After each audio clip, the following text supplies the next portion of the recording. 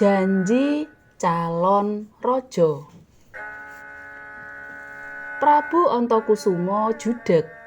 Piyambake ngrumangsani yen umure wis saya tuwa.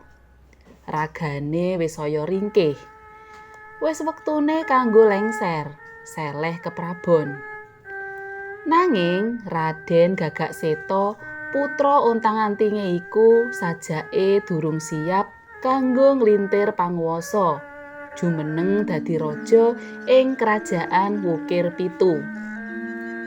Putrane kuwi senajan umure wis dewasa nanging pakartine isih kaya bocah cilik. Senengane mung dolan, bebedak lan adu jago. Ora gelem melu mikirake kahanan negara. Sedaya menika kula ingkang lepat Sang Prabu amargi ngrumaosi naming putra setunggal lajeng kula ugung. Kula boten nginten menawi akibatipun kados makaten. Ature Sang Prameswari ngrumangsa keduwung. Ora perlu digelani. Arepa digetunana barang wis kebacut, arep kepriye maneh.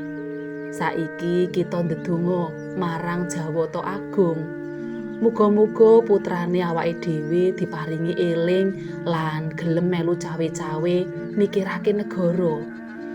Dadi sak mangsa-mangsa aku seleh keprabon, dheweke wis siap. Ujare Sang Prabu nglelipur Prameswari supaya ora rumangsa salah banget-banget. Inggih Sang Prabu, kula inggih tansah ndedonga nyuwun dumateng Jawata Agung supados Gagakseta dipun paringi eling. Ature Sang Prameswari maneh. Satemene ora kurang-kurang Sang Prabu dalah Prameswari anggone ngupayakake supaya putra mahkota bisa gelem sinau tanggung jawab. Nanging kabeh upaya kuwi muspra. Raden Gagakseta kaya-kaya blas ora ketarik kanggo mimpin negara, jumeneng nata nggenteni Keng Rama. Mbok menawa merga saking bantere anggone menggalihke putrane, Prabu Antakusuma banjur gerah. Raja sepuh iku kondhang minangka raja kang wicaksana lan banget ditresnani dening rakyate. Gerahe Sang Prabu ndadekake sedihe para nayaka praja lan uga para kawula. Nanging putra mahkota Raden Gagakseta babar pisan ora ngatonake rasa sedhihe. Dheweke tetep wae tumindak sak kepenake kanggo mburu senenge dhewe. Lunga dolan, bebedak lan adu jago. Raden Gagakseta babar pisan ora gelem melu cawe-cawe bab paprentahan negara. Sakjroné ditinggal ramane gerah. Aja maneh melu mikirake kahanan negara. Nginguk ramane wae uga ora. Karmane Raden Gagakseta kanggo adu jago wis tekan tataran sing njelehi. Yen lagi kumat anggone karem adu jago, biasane direwangi ngluruk tekan ngendi-endi. Kadang nganti pirang-pirang dina ora bali. Raden Gagakseta duwe jago kang pengpengan. Saksuwene iki saben tarung mesti menang. Durung ana jago liya sing bisa ngalahake jagone. Mula yen krungu ana jago liya sing uga pengpengan, Raden Gagakseta mesti penasaran. Lah mbok tekan ngendi wae bakal diluruk. Dheweke ora seneng yen kungkulan, ora seneng yen ana jago liya sing luwih ampuh tinimbang jagone. Sawijining dina keprungu pawarta yen ana jago sing pengpengan lan ampuh tenan. durung ana sing bisa nandingi. Jago kuwi duweke sawenehe nom-noman saka kerajaan Selorejo sing isih tangga karo kerajaan Wukir Pitu. Kinang Jambe jenenge nom-noman kuwi. Raden Gagakseta atine panas krungu pawarta kasebut. Aku ora seneng yen ana jago liya sing luwih ampuh tinimbang jagoku. Aloke Raden Gagakseta marang Dalopo abdi kinasihe. Lajeng kados pundi kersanipun Raden? Pitakone Dalopo mbodhoni. Aja etok-etok gobloki kaya iku. Ayo diluruk mrono. Nanging Raden, Keng Rama sawegerah. Ora apa-apa, pokoke awake dhewe mrono. Aku penasaran. Menapa mboten langkung prayogi menawi nem-neman ingkang gadah jago menika dipun timbali mriki? Kesuwen. Aturane ngremit merga siji kerajaan. Luwih becik yen aku ngluruk mrono wae. Siapno jaran saubur rampene. Sesuk esuk-esuk awake dhewe budal mrono. Dalopo ora bisa mancai maneh. Perintah saka putra mahkota kudu dileksanakake.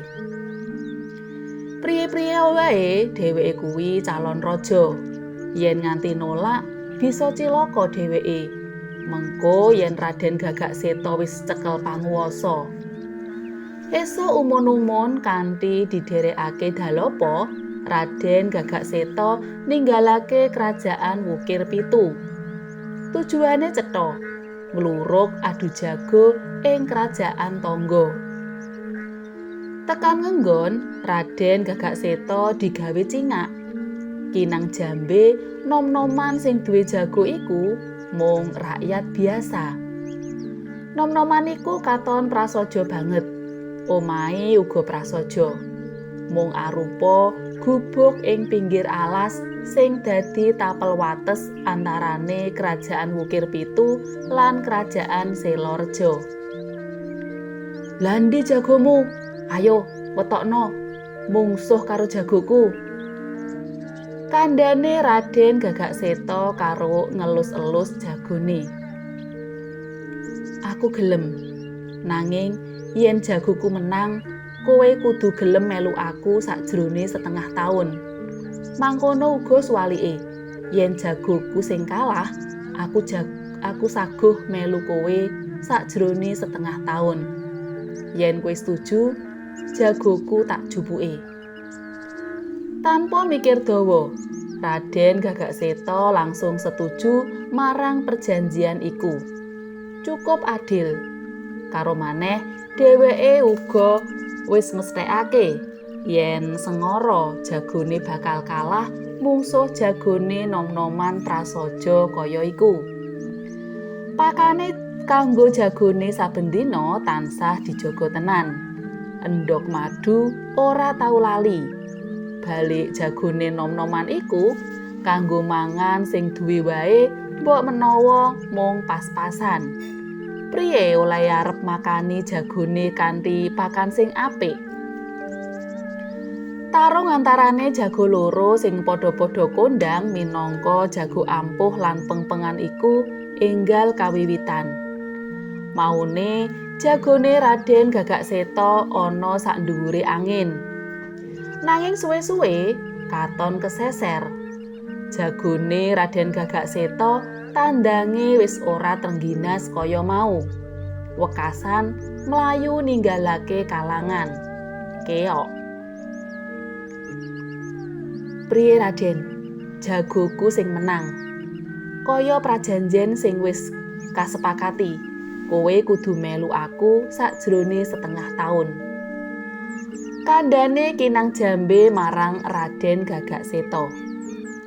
Aku ora bakal selak. Nanging lilanana aku bali dhisik kanggo pamit marang Kanjeng Rama. Ora-orane yen aku ngapusi, aku bakal ngugemi janjiku. Kowe kudu percaya aku. janji sawijining pangeran mesti bakal diugemi. Ujare Raden Gagakseta sing dumadakan kelingan marang ramane sing lagi gerah. Yo, aku percaya. Saiki tak lilani kowe bali. Sesuk tak tunggu tekamu ing papan iki. Raden Gagakseta bali karo nggawa jagone sing rojah-rajeh kebak tatu. Nalika arep dilebokake kronjot, jago kuwi nyawang Raden Gagakseta.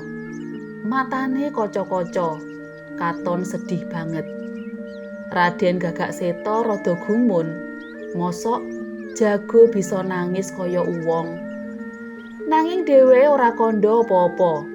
Diwaspadakake sedhela jago kasebut sadurunge dheweke ninggalake papan kono.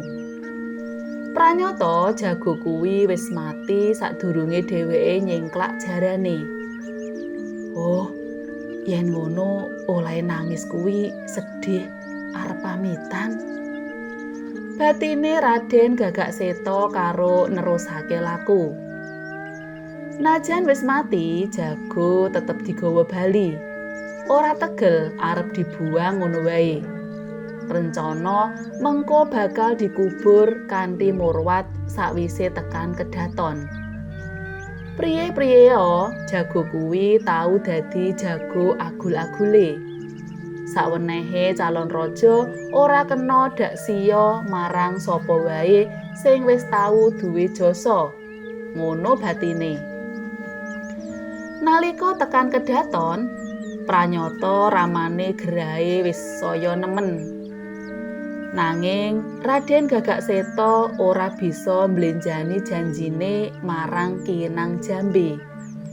Dheweke nyuwun ngapura marang Keng Rama lan kepeksa pamit kanggo minangkani janjine. Ramane nayogyani. Janji sawenehe calon raja pancen kudu diugemi. Sapungkure Raden Gagakseta, Sang Prabu mbaka sethithik lelarane suda. Sebab pangarep-arepe wiwit tuwuh maneh nyumurupi apa sing ditindakake dening putrane. Kuwi ateges Raden Gagakseta isih nduweni jiwa satriya.